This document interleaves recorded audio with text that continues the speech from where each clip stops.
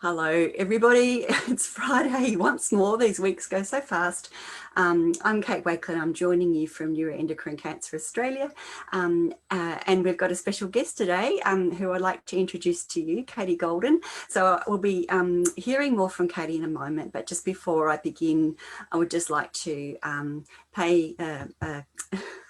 acknowledge that I am broadcasting to you from Wurundjeri land, which is down in Melbourne, and just would like to pay respects to elders past, present and emerging. And something that I really appreciate about where I'm joining you from is that I get to run along the Yarra River, which in the Wurrung language is called the Birrarung.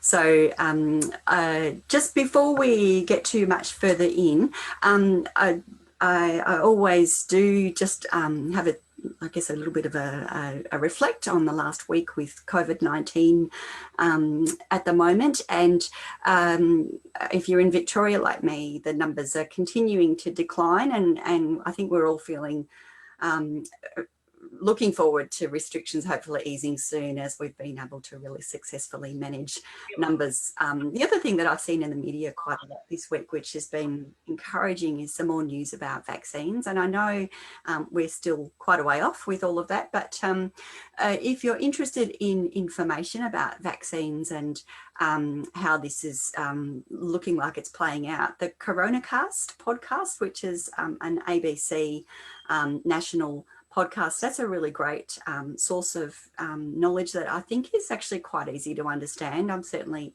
enjoying listening to that each day. It's just a quick one.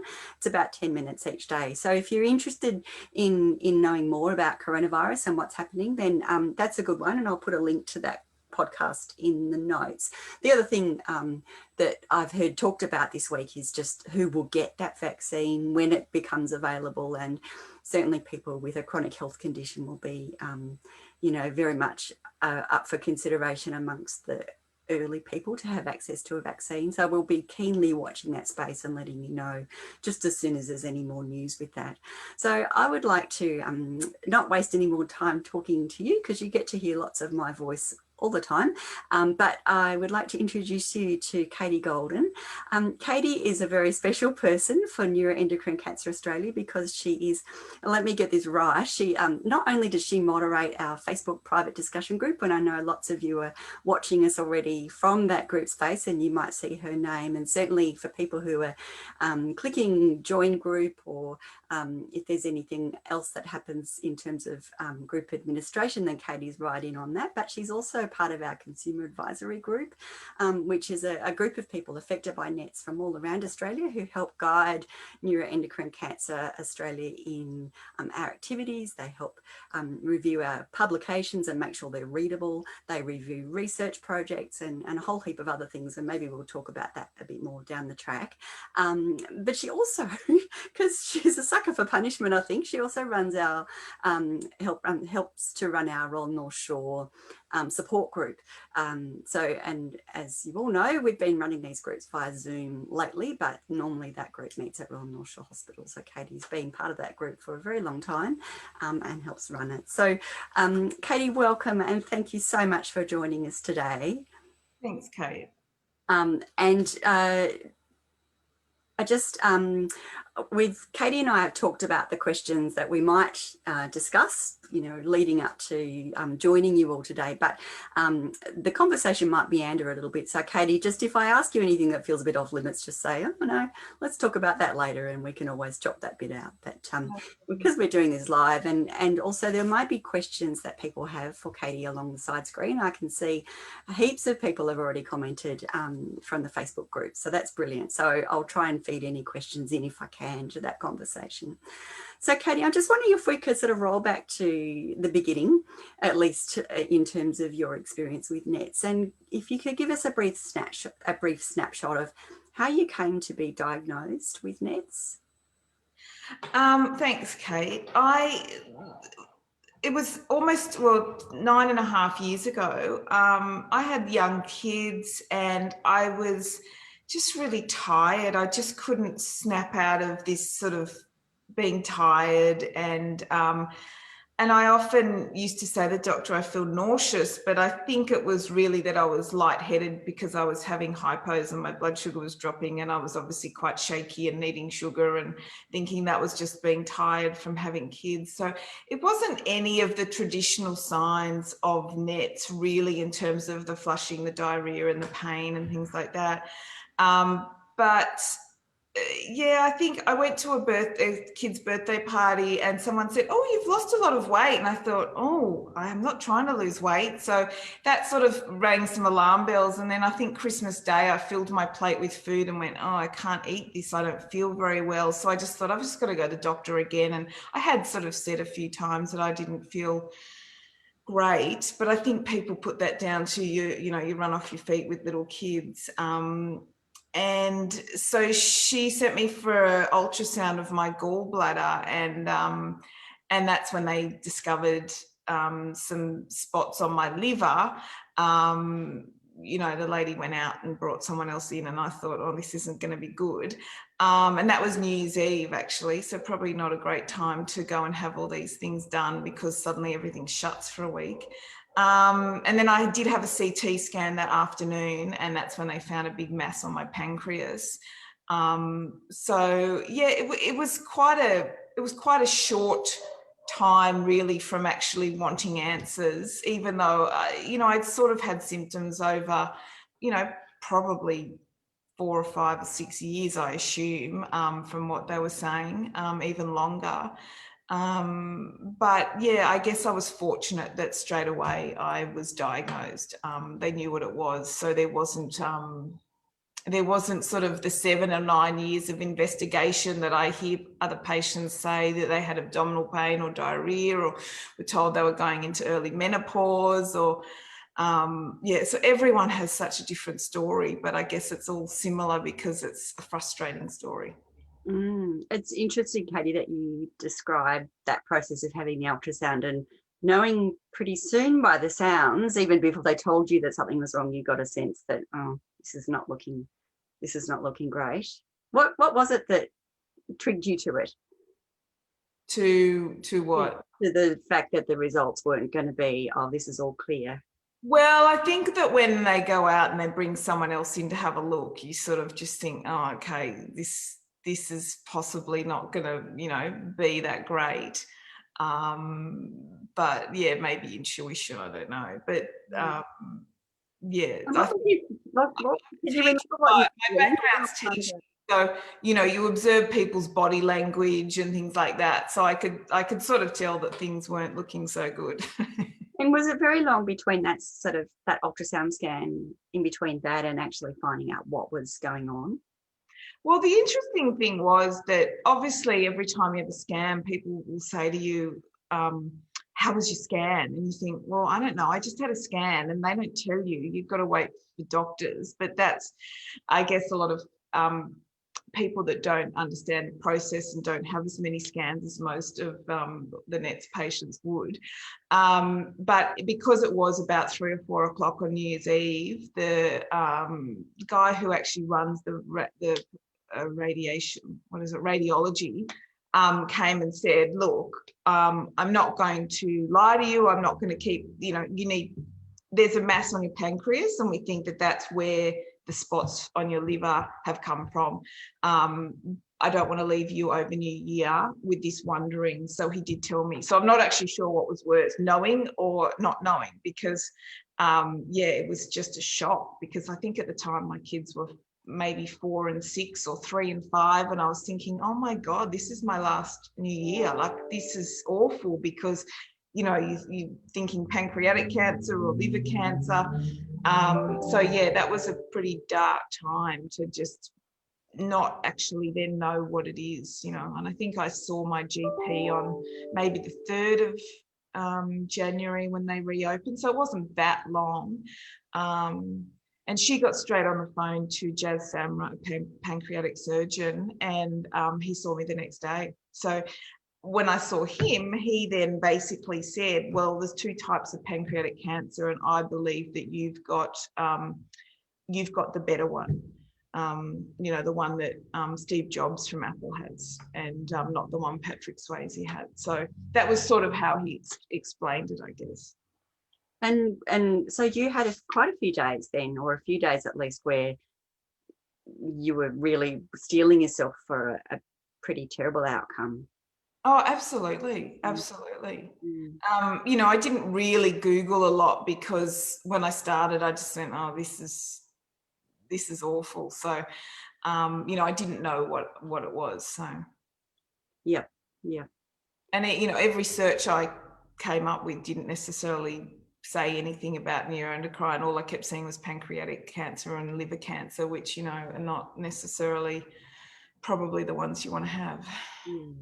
And I think one of the things that we've worked really hard on, which you've been really pivotal in this process, is developing up some more information about neuroendocrine cancers, so that people, when they do get that shocking news, and a lot of people we know do turn to Google, but we're trying really hard to get that information as accessible and as easily readable as possible, so that people aren't sort of sitting wondering for too long about all of some of those details. And actually, a lot of those details can be actually quite reassuring, I think. So, Katie, can you tell us about some of the treatments that you've had? I know you've been through quite a lot in terms of the bags of tricks that these doctors have, but could you just give us a little bit of a rundown on some of the things that you've had done?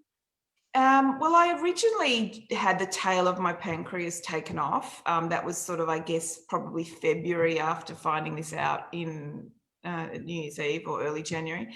Tail of my pancreas taken off, and my spleen. And then I think that they started doing some tastes on my liver, which is targeted arterial chemo embolization, where they go in through your groin and go straight into the tumors in your liver and inject some chemo and block off the blood supply. So I had that to try and calm the liver down, and that worked quite well at the time. But yeah, it's actually sort of a blur because I don't think there's much I haven't had. So I did have some tastes, and I also had some CERT, the CERT spheres, which is the radiation beads that are injected the same way through your groin into the liver. And I then started some luteate because they found that some tumours were appearing in some of my bones. So I had 4 rounds of luteate. That didn't seem to do a lot at the time. And then my tumours differentiated. So I went from having low-grade dotatate type tumours to FDG avid tumours, which are more aggressive. So I did actually then go and have a fair chunk cut off my liver, and they took, I think, the gallbladder at the same time.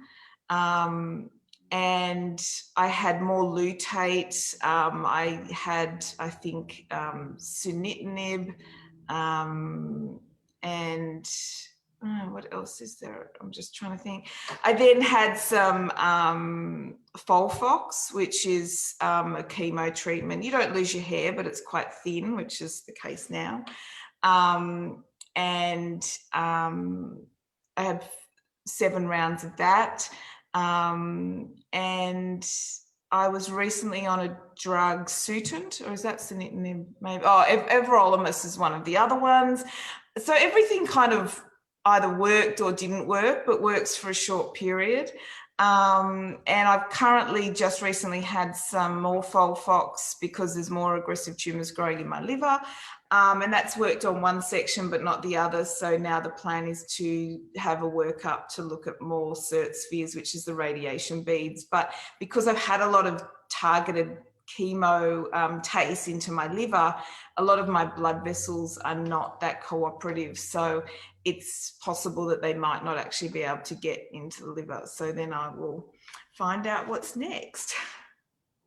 It just, I'm attempting to listen to this story, imagining that I'm listening to it for the first time, and I'm just struck by the number of things that you've had, but also that you've gone back, you know, that the team have been able to use in the past, but come back to it in, you know, later down the track, which is I think a really good example of what can happen with Yeah. NITs, is that you know, it's not like you just do one treatment and then if that stops working, then that's it for that treatment. It sounds like for you, it's been quite successful to, you know, chip away at it with various things, and to, you know, for your team to come back to things if it seems like they'll work again. Yeah, absolutely. Sorry, Katie. I was going to ask, what's it like for you? What's it been like for you in navigating and communicating with your team? And I guess how important has that been to your equilibrium and ability to cope with this whole crazy situation? Well, I think the thing is, I did start not that long ago actually going back through diaries and counting how many times I'd had my sandostatin injection and how many times I'd had PET scans, whether it was a dotatate or gallium or a FDG. And the numbers are quite scary, really, because I have a twin sister, and when she was told, look, you should go and have a CT scan, and her GP said, oh, there's too much radiation in the CT scan, I'm not going to refer you for one. And I'm thinking, one, I've had so many, you know, every time you have a PET scan, they do a CT as well. So it's kind of funny, a lot of the ignorance out there, because I think a lot of people think, wow, if I just had a scan, it would have picked this up so much earlier. And one scan compared to having, you know, 60 is not going to really, you know, cause that much of an issue. So, you know, and I guess also I've had my tumours keep coming back and they keep growing and they're not very often stable. And, you know, I think when they use the word remission, meaning that they weren't growing, I was thinking, well, I'm not getting excited by that, because I know that that's not going to last, but I don't live with the diarrhea and the abdominal pain and things like that. So people sort of seem to get one or the other, you know. But look, I have a lot of all my treatment, everything is through North Shore in Sydney, and I think that being part of a multidisciplinary team that actually have an interest and specialize in it, I leave it up to them. I do ask questions, but you know, I leave it up to them, because I guess what they're trying to do is balance. When you're younger, they have to make sure that the treatments and the radiation and the amount of things don't end up being the thing that kills you rather than your cancer. So there is a real balancing act between treatment and quality of life. So, you know, they're certainly, I guess, the experts, which I do leave to them. But it's one of those things that I think you do have to be a self-advocate, because when the doctors are moving from around to so many different, you know, they're either in the public hospital or the private or at different cancer centres, they don't necessarily have all the notes in front of them. So I think you do have to be a bit vigilant with just keeping them up to date as much, you know, and reminding them that if they said, well, next time I see you, we'll do this. And I don't get upset if they haven't remembered things, because I know how many patients they see. So it really is a matter of, I guess, advocating for yourself as well, because it's not a short 18-month treatment and then move on. It seems to be, sorry, I've got dogs barking in the background. It is a longer journey, and so I think you have to take a bit of ownership of that journey to support the people that are supporting you. Katie, there's a couple of quite a few people who are really curious about some of the little more nuanced aspects of your treatment. I might see if we can answer them now, knowing that we could spend quite a long time on this, so we don't want to, we've got some other things to talk about as well. But can you remember when your first tastes and cert were? I think around 2000, and so I was diagnosed in the beginning of 2011. I found out what it was. I think I had tastes in 2013, maybe. Okay. Or 12. And So I've had probably 8 or so treatments of taste. Some have not been successful. They haven't been able to get into the areas they want to get into. And the cert, do you remember when that was? No, I was trying to think of that the other day actually. So that was actually probably around the same time. Yeah. I think it was just after the new hospital was built at North Shore. I actually remember I went in and got to this lead line room, and then they said, we can't do your procedure. And I can't actually remember why, but I had to go back and then I had it done again. So, another question was, has any of the treatment impacted on your bone marrow? not significantly, no.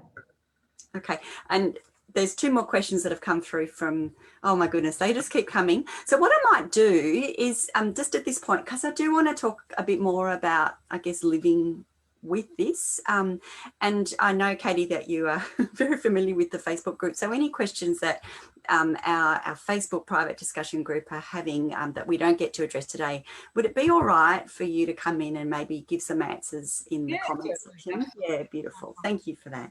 Because I wanted to ask, what's a good day look like for you? Someone listening to your story might think, oh my goodness, this lady's got, had so much going on, so many treatments and so many tumours.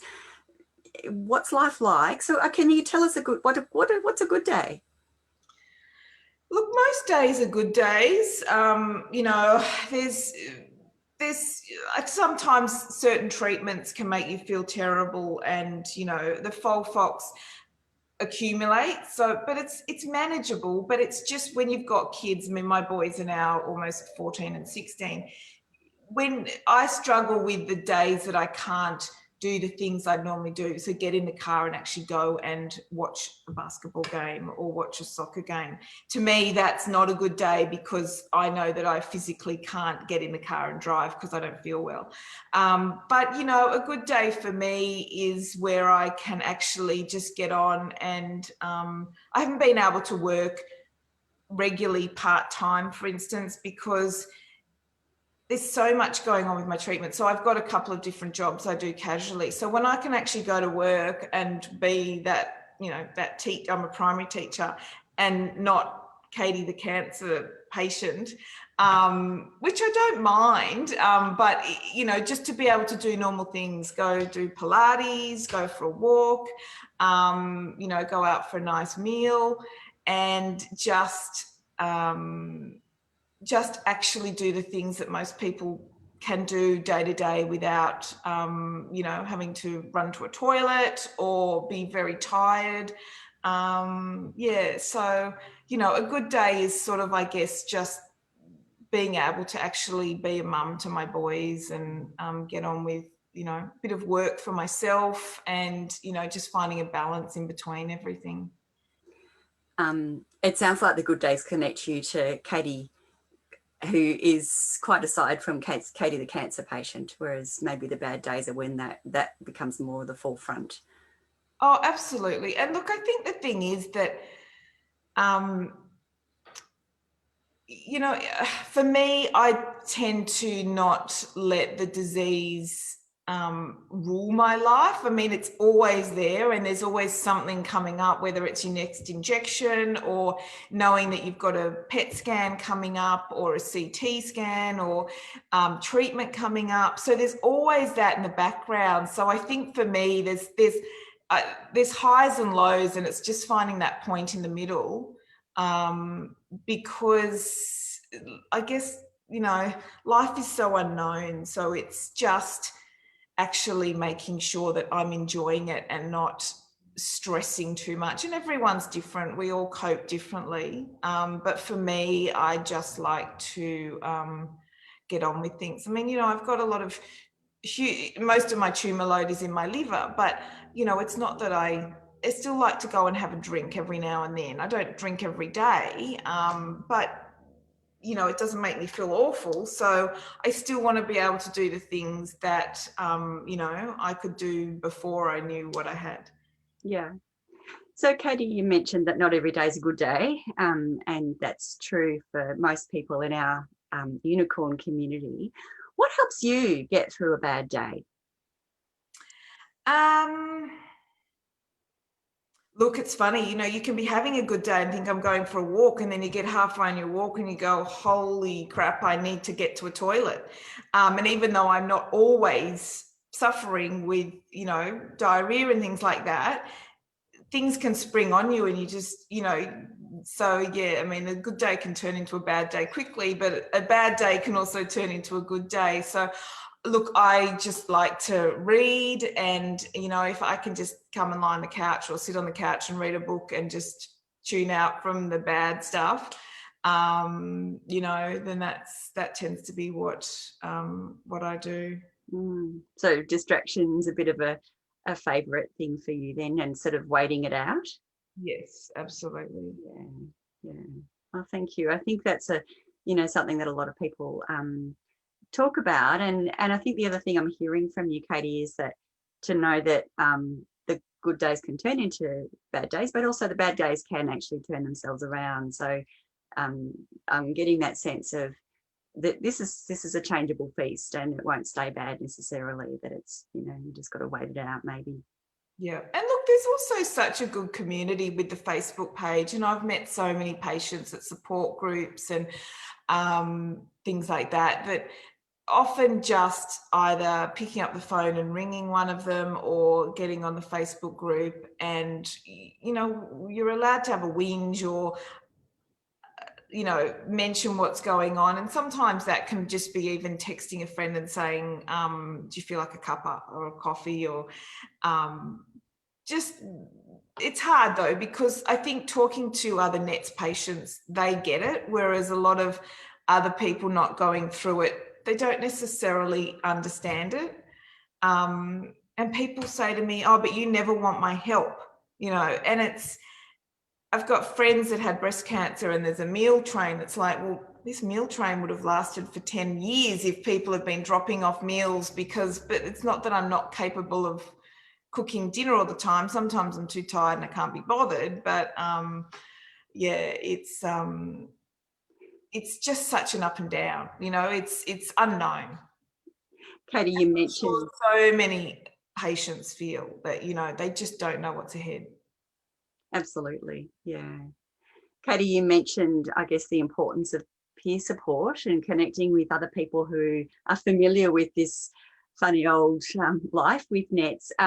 And actually, when I was talking about all the ways that you volunteer for Neuroendocrine Cancer Australia, I actually forgot to mention something really essential, which is you're also one of our Cancer Connect volunteers. So Cancer Connect is a program where we work really closely with the Cancer Council, who train volunteers who have had NETs.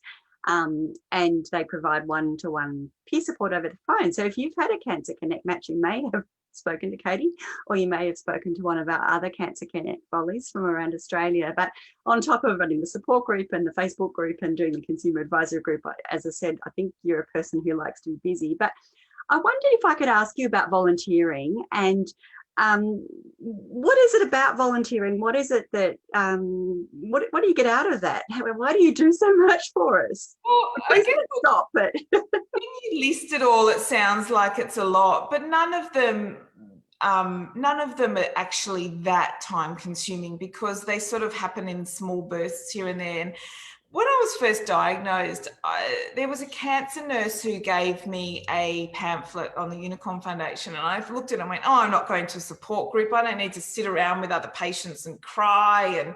And then I just thought, it'd be good to maybe meet some people and figure out what else is going on. And I was so glad that I actually went to the group, because there was people there sitting there who said, oh, I've had this for 12 years, or I've just had this treatment. I think, oh, that treatment, that's a good thing. I'll go and ask why am I not having that treatment, or just keep it in the memory bank for times ahead. And at the time, John Layden was running the group, and he had a very good medical background, and also I guess a lot of interest in sort of, talking to local members, in terms of government and things like that. So it was really good to see someone that just actually wanted to help people, but also make a change.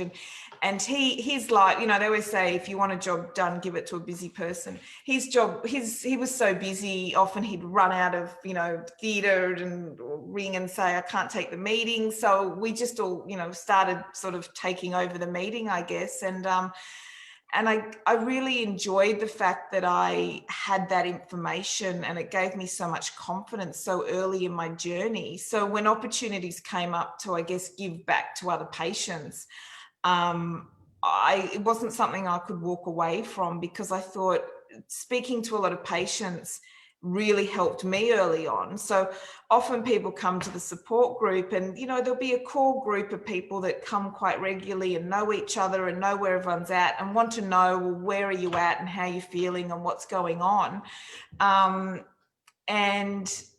Even with the Cancer Connect calls, you know, a new patient or someone that may have been diagnosed a while ago, but things have changed. It's just talking to someone that I guess understands. And so I sort of figure that the more I put myself in and try and, you know, I'm not trying to change the world, but just trying to help out where I can, because I think it makes me also just keep on top of what's going on in the world of NETs. You know, I'm now part of this research advocacy boot camp, which is through the Consumer Advisory Group and INCA, which all the different patient groups from around the world have, you know, there's 20 of us. And so when you actually listen to people from overseas, and some of them say, wow, we haven't got any of those treatments you've got in Australia, that actually makes you feel better. So it sort of just helps you, because you realize, well, we're actually really good here. Because I've asked the question, should I be going to Europe and getting second opinions and treatments? And everyone says no. I mean, we've got access to such great doctors, specialists, and treatments, as long as patients are actually in the right environment. Because, you know, a local country oncologist may not have any other NETs patients, so may not be the best person for a patient to see. They could see them, but they probably also need their case presented to the experts.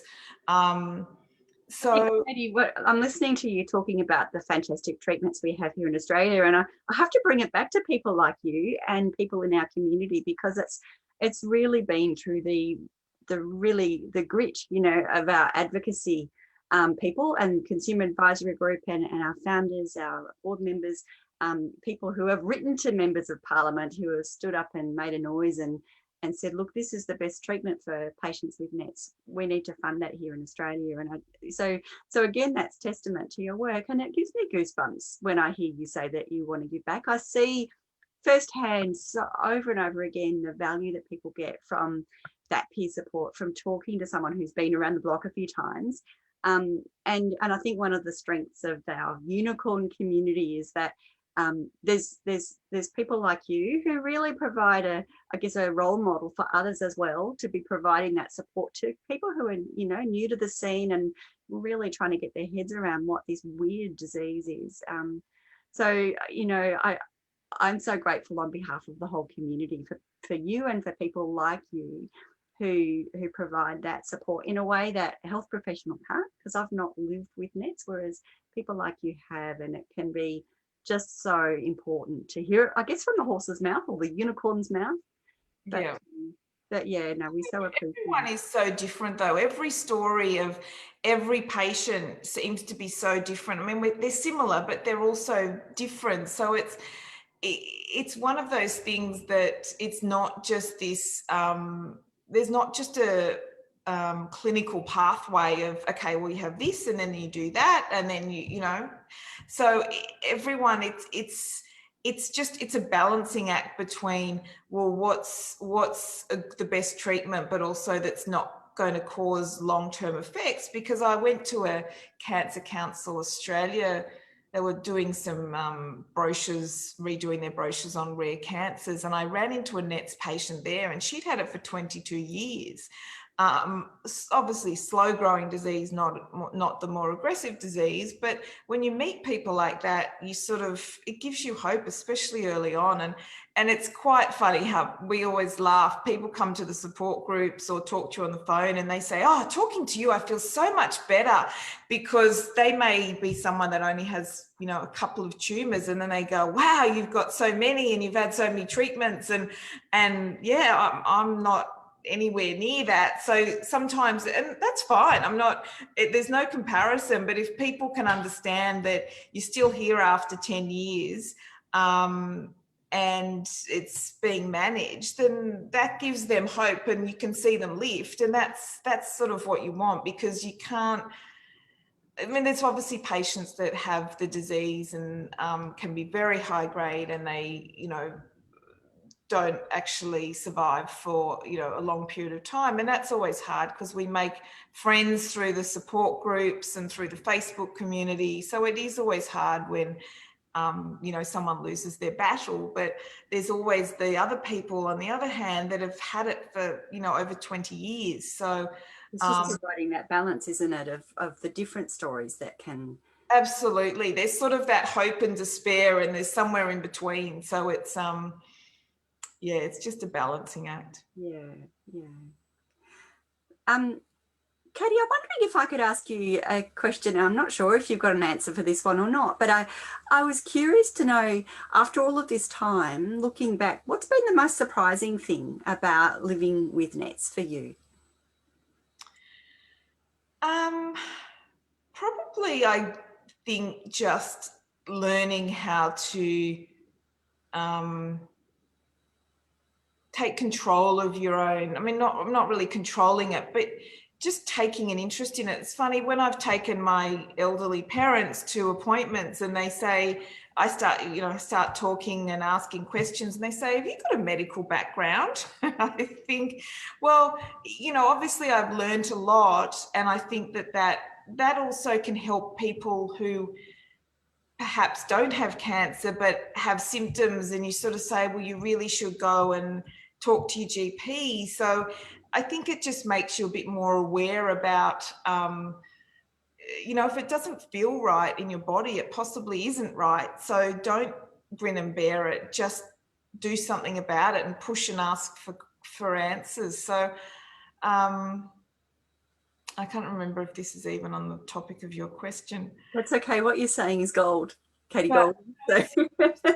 that you've gained so much information and experience from going through this. And what I do love is the fact that, for instance, I keep trying to say the Unicorn Foundation, but Neuroendocrine Cancer Australia, they're across the whole of Australia. So it's not that if you're in New South Wales, you talk to these people, and if you're in a different state. I love the fact, and I think that has come up a lot, that I've seen when you look at other countries, especially in America, there, you know, there's certainly, it's state versus state, really, in some countries. Well, whereas, you know, we're sort of one united group, and that's actually, I think, is a real plus for patients.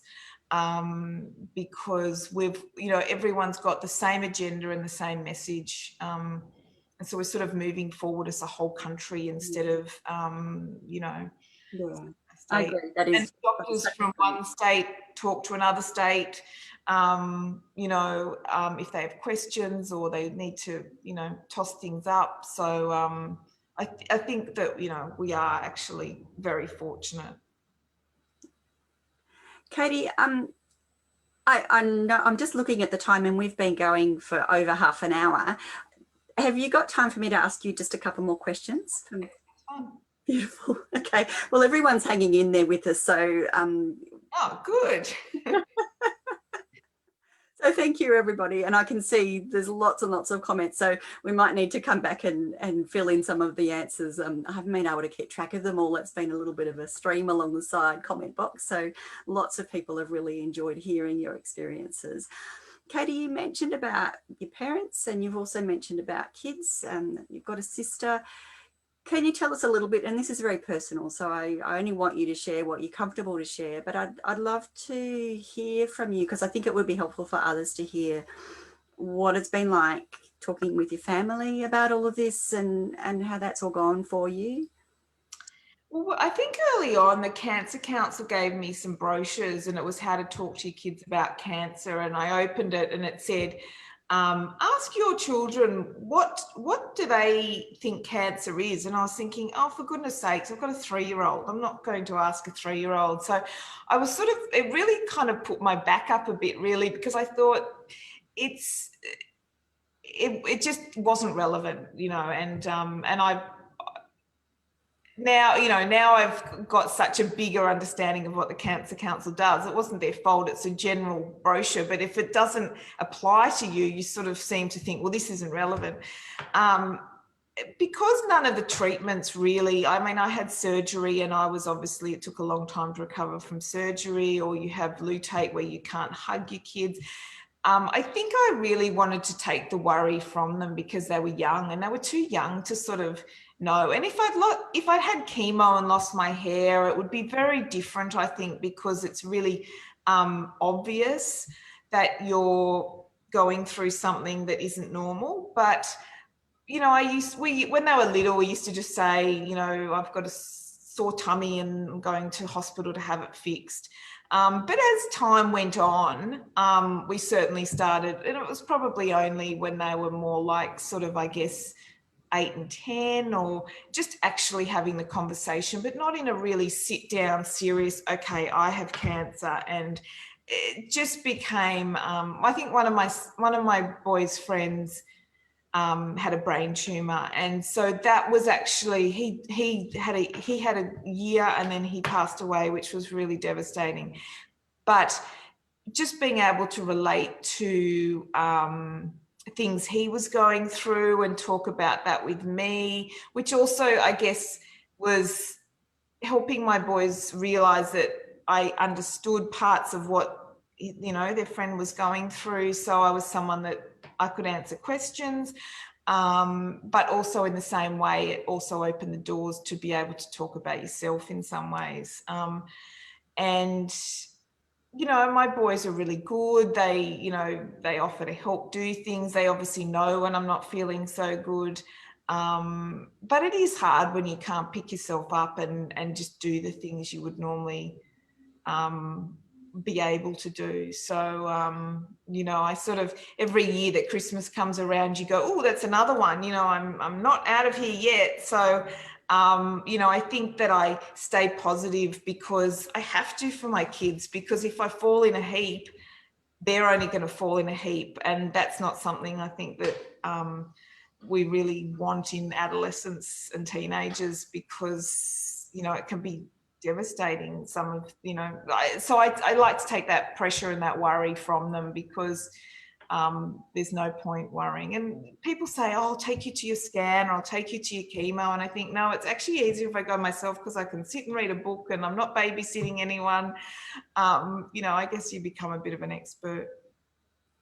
I'm hearing, Katie, that you've not shied away from the conversations, but you've let your boys really take their time in asking the questions and coming, to that knowledge gradually. And I'm also hearing, that mix of them kind of almost forcing you to cope and to stay strong. But I'm also hearing a lot about, when you're talking about Christmas, I'm just thinking it sounds like you really treasure things, maybe in a different way too, if you hadn't gone through this.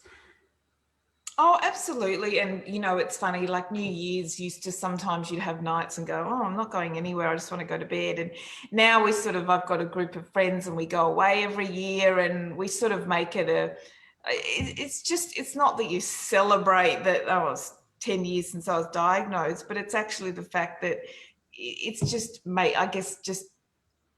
it's a reminder, and it's a night that I don't want to sit at home by myself and just twiddle my thumbs. So being around friends is, I think for me, a really good way to just kind of realize how fortunate I am. I'm still here. I'm quite healthy. I can still enjoy myself, and we can still get away. There's always that cancer in the background, but, it's not ruling my life. So, and my boys don't ask a lot of questions. I tend to say I'm having this, or, I've had that. So, interesting. Oh, Katie, I have one more question for you, and that is, if you were to look back on Katie 10 years ago and you were to give some advice to Katie back then from Katie now, what would that advice be? Oh, good question.